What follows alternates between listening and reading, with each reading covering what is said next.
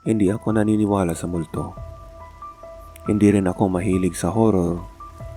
Sa katunayan, kapag may nagkukwento ng kababalaghan, lagi akong naghahanap ng lohikal na paliwanag. Pero may isang pangyayari noong 2023 na hanggang ngayon ay hindi ko pa rin maipaliwanag. At ito ang dahilan kung bakit hanggang ngayon ay naka-off pa rin ang lumang SIM card ko. Dahil may nagpadala sa akin ng mga mensahe mula sa numero ng kaibigan kong patay na.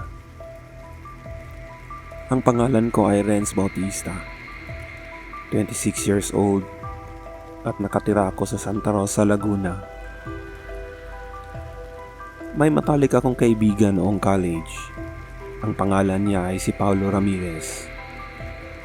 Magkaibigan kami mula first year hanggang makagraduate. Si Paulo ang tipo ng tao na laging masayahin, palabiro at makulit.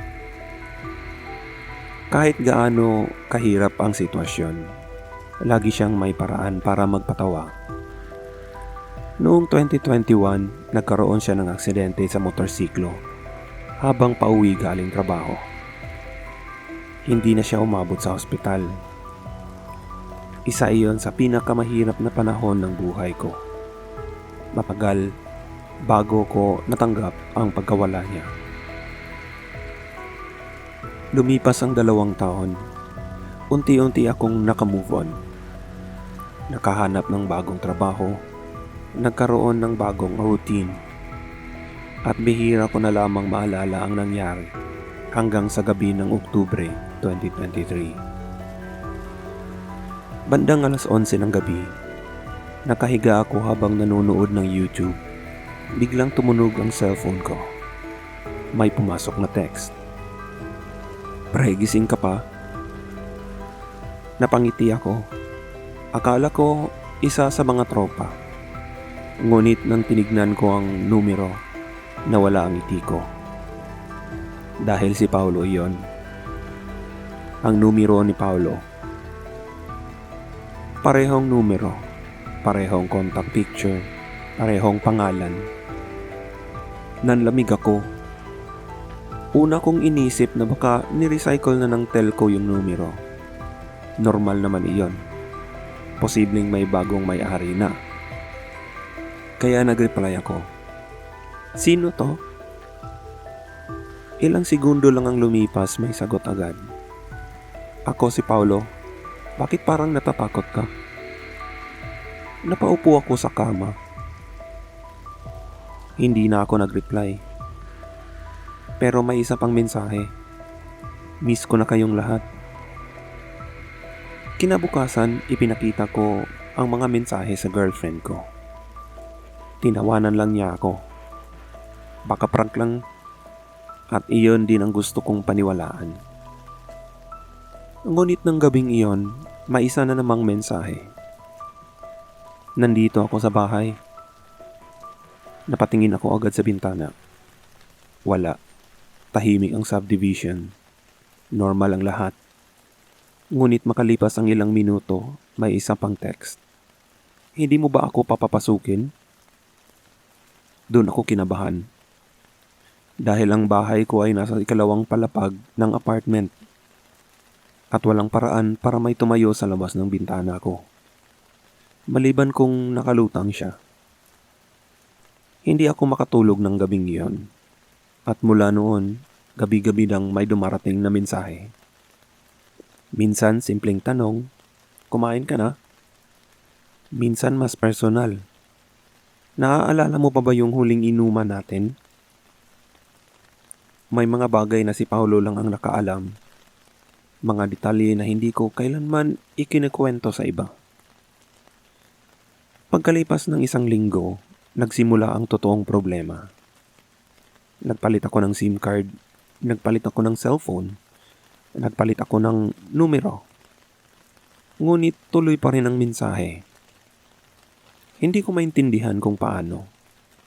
Bagong SIM, bagong phone, at bagong account. Pero gabi-gabi, may mensahe.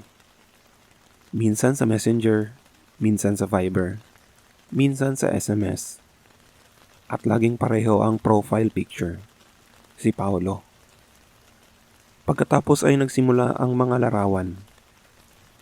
Mga litrato ng bahay ko, mga litrato ng sasakyan ko, mga litrato na habang papasok ako sa trabaho. Parang may sumusunod sa akin, ngunit wala akong makita. Wala ring CCTV na may nahuhuling tao.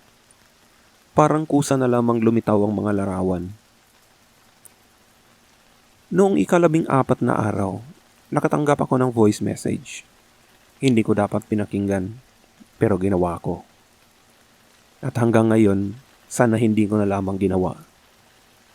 Dahil boses iyon ni Paolo. Eksaktong boses niya. Walang pinagkaiba. At sinabi niya ang isang bagay, "Pre, tulungan mo ko." Mahina, parang umiiyak. Hindi ako makaalis.